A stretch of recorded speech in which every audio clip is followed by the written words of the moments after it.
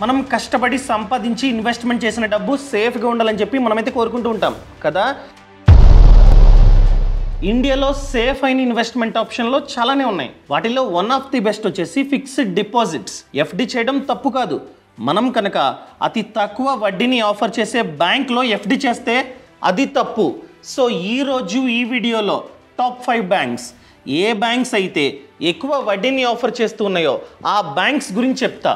వీటిల్లో చాలా బ్యాంకులు 9.5% వరకు వడ్డీని ఆఫర్ చేస్తూ ఉన్నాయి. అండ్ ఈ ప్రతి బ్యాంక్కి డిఐసిజిసి లింక్ అయి ఉంటుంది. అంటే పొరపాటున ఈ బ్యాంకులు దివాలా తీసినా కూడా ఆర్బీఐ మనకైతే 5 lakhs వరకు ఇన్సూరెన్స్ని ప్రొవైడ్ చేస్తుంది. సో మనం కనుక ఇలాంటి బ్యాంక్స్లో 5 lakhs కంటే తక్కువ డబ్బుని డిపాజిట్ చేస్తే ఈ బ్యాంకులు 100% సేఫ్. ఆ బ్యాంక్స్ ఏంటో మీకు అర్థం కావాలంటే ఈ వీడియోని లాస్ట్ వరకు చూడండి. ఆ బ్యాంకుల గురించి నేను నా ఫోన్లో స్క్రీన్ రికార్డింగ్ చేసి మరీ ప్రాక్టికల్గా చూపిస్తా. సో ఈ వీడియోని లాస్ట్ వరకు చూడండి. అంతేకాకుండా ఇంతవరకు ఈ ఛానల్ని సబ్స్క్రైబ్ చేసుకోకపోతే ఇప్పుడే సబ్స్క్రైబ్ చేసుకోండి. నేను మీ కౌశిక్ మరిడి. నేను నా ఫోన్లో స్క్రీన్ రికార్డింగ్ని ఆన్ చేస్తున్నా. సో నేను ఓపెన్ చేసే యాప్ వచ్చేసి స్టేబుల్ మనీ. అర్థమైందా అండి? ఎందుకు స్టేబుల్ మనీ యాప్ని ఓపెన్ చేస్తూ ఉన్నానంటే ప్రతి బ్యాంక్ యొక్క ఎఫ్డిని కంపేర్ చేసుకోవచ్చు. అర్థమైందా అండి? అండ్ డైరెక్ట్గా ఈ యాప్ నుండే బ్యాంకుకి వెళ్ళాల్సిన అవసరం లేకుండా, బ్యాంక్లో సేవింగ్స్ ఖాతాని ఓపెన్ చేయాల్సిన అవసరం లేకుండా డైరెక్ట్గా ఇదే యాప్ నుండి ఇన్వెస్ట్మెంట్ చేసుకోవచ్చు. మీరు ఇన్వెస్ట్మెంట్ చేసే డబ్బు ఈ యాప్లో ఇన్వెస్ట్మెంట్ అవ్వదు, బ్యాంకులో అవుతుంది. సో మీరు డైరెక్ట్గా ఇన్వెస్ట్మెంట్ చేయగానే మీకు డాక్యుమెంట్ కూడా వస్తుందన్నమాట ఆ బ్యాంక్ నుండి. అర్థమైందా అండి? సో నేను చెప్పే ఫస్ట్ బ్యాంక్ వచ్చేసి north east small finance bank. చూసారా? ఇదిగోండి, ఈ బ్యాంకులో వడ్డీ 9.5% వరకు ఉంది. No more. క్లిక్ చేస్తున్నా. సో 3 years మీరు కనుక 3 years పాటు ఈ బ్యాంకులో డబ్బుని ఎఫ్డి చేస్తే అప్పుడు మాత్రమే ఈ వడ్డీ. జనరల్ పీపుల్ అంటే మనకి వడ్డీ వచ్చేసి 9%.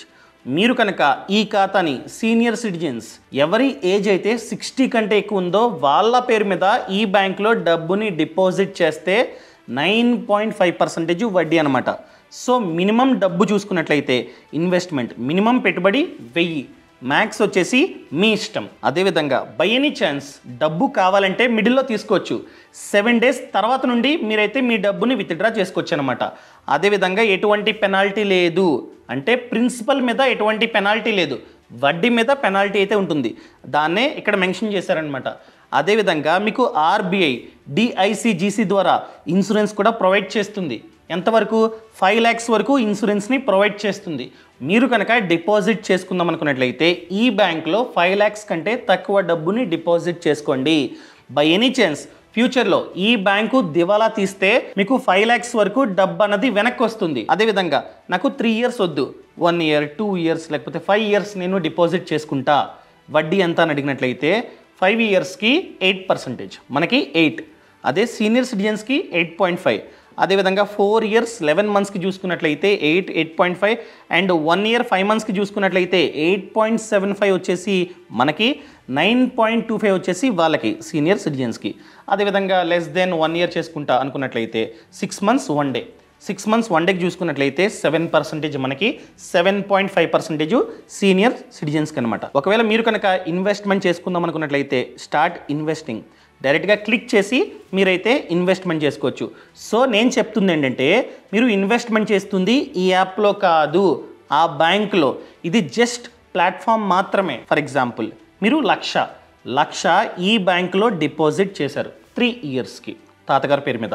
సో వడ్డీ 9.5%. సో 3 years తర్వాత మీ చేతికి 1,32,534 రూపాయలు వస్తాయి. అంటే ఇక్కడ 32,534 రూపాయలు వడ్డీ. రిటర్న్స్ వైజ్గా చూసుకున్నట్లయితే యాన్యువలైజ్డ్ రిటర్న్ వచ్చేసి 10.84%. ఏంటి? వడ్డీ వచ్చేసి 9.5. ఓకే, బాగానే ఉంది. యాన్యువలైజ్డ్ రిటర్నా 10.84 అంటే ఏంటి? ఎలా లెక్కేస్తారు? సింపుల్ అండి. లక్షకి 3 సంవత్సరాల్లో 32,534 రూపాయలు మీకైతే ప్రాఫిట్ వచ్చింది. అంటే రిటర్న్స్ వైజ్గా చూసుకున్నట్లయితే 3 ఇయర్స్లో 32.5%. అంతే కదా, 3 సంవత్సరాలకి రిటర్న్ 32.5%, 32.5% డివైడెడ్ బై 3, 10.84. అదే కదా ఇక్కడ ఉంది. సో యాన్యువలైజ్డ్ రిటర్న్ చూసుకున్నట్లయితే 10.84%. క్లియర్? ఇది ఫస్ట్ బ్యాంక్ అనమాట. అదేవిధంగా second one Unity small finance bank. ఈ బ్యాంకులో కూడా మ్యాక్స్ టు మ్యాక్స్ వడ్డీ వచ్చేసి 9.5%. Tenure 2 years 8 months 28 days. So 2 years 8 months 28 daysకి సీనియర్ సిటిజన్స్కి అయితే 9.5, మనకి 9, విచ్ ఈస్ గుడ్. అదేవిధంగా 5 yearsకి 8.15, 8.65, 8.65 వచ్చేసి సీనియర్ సిటిజన్స్కి. అదేవిధంగా 3 years 1 dayకి 8.15, 8.15% మనకి, 8.65% వాళ్ళకనమాట. 190 days కూడా మనమైతే ఎఫ్డి చేసుకోవచ్చు. వడ్డీ 8.25 మనకి, 8.75 వాళ్ళకి, అనగా సీనియర్ సిటిజన్స్కి. అదేవిధంగా 201 daysకి 8.25, 8.75 సేమ్. అదేవిధంగా 1 yearకి చూసుకున్నట్లయితే 7.85 వాళ్ళకి, 8.35. అదేవిధంగా 1001 day 1000 ఒక రోజుకి చూసుకున్నట్లయితే 9, 9.5 ఆల్రెడీ డిస్కస్ చేసుకున్నాం. 5 yearsకి 8.15, 8.65. ఈ విధంగా వడ్డీ రేట్లు అయితే ఉన్నాయి. అదేవిధంగా డిఐసిజిసి లింక్ అయి ఉంటుంది. పొరపాటున ఈ బ్యాంకు దివాలా తీస్తే సో 5 lakhs వరకు మనకైతే ఇన్సూరెన్స్ వస్తుంది. అదేవిధంగా ఎటువంటి సేవింగ్స్ ఖాతా ఓపెన్ చేయాల్సిన అవసరం లేదు. ఈ బ్యాంక్లో మీరు కనుక ఎఫ్డి చేద్దాం అనుకున్నట్లయితే ఎటువంటి సేవింగ్స్ అకౌంట్ ఓపెన్ చేయాల్సిన అవసరం లేదు. ఈ ప్లాట్ఫామ్ ద్వారా స్టేబుల్ మనీ ద్వారా మీరైతే డైరెక్ట్గా ఇన్వెస్ట్మెంట్ చేసుకోవచ్చు అనమాట. అదేవిధంగా మధ్యలో కావాలన్నా డబ్బుని తీసుకోవచ్చు. అండ్ మంత్లీ, క్వార్టర్లీ ఆప్షన్ కూడా ఉంది. నాన్ క్యూములేటివ్ ఎఫ్డీని కూడా మీరైతే ఓపెన్ చేసుకోవచ్చు. నాన్ క్యూములేటివ్ ఎఫ్డీని ఓపెన్ చేసుకుంటే monthly, yearly, quarterly, half yearly మీ ఇష్టం. ఫర్ ఎగ్జాంపుల్ మీరు కనుక మంత్లీ పేఅవుట్ని చూస్ చేసుకున్నట్లయితే మీ డబ్బు మీద ఎంతైతే వడ్డీ జనరేట్ అవుతుందో ఆ వడ్డీ ప్రతి నెల మీ బ్యాంక్ అకౌంట్లో పడుతూ ఉంటుంది. అర్థమైందా అండి? ఈ విధంగా వర్క్ అవుతుంటుంది అనమాట. సో మినిమం పెట్టుబడి 1000, మ్యాక్స్ వచ్చేసి మీ ఇష్టం.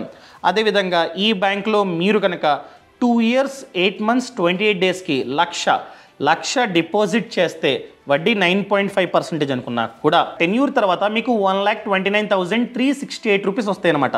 ఇది సెకండ్ బ్యాంక్. అదేవిధంగా థర్డ్ బ్యాంక్ చూసుకున్నట్లయితే సూర్యోడే స్మాల్ ఫైనాన్స్ బ్యాంక్ అనమాట. ఇదిగోండి, ఇక్కడ వడ్డీ చూసుకున్నట్లయితే మ్యాక్స్ టు మ్యాక్స్ 9.1.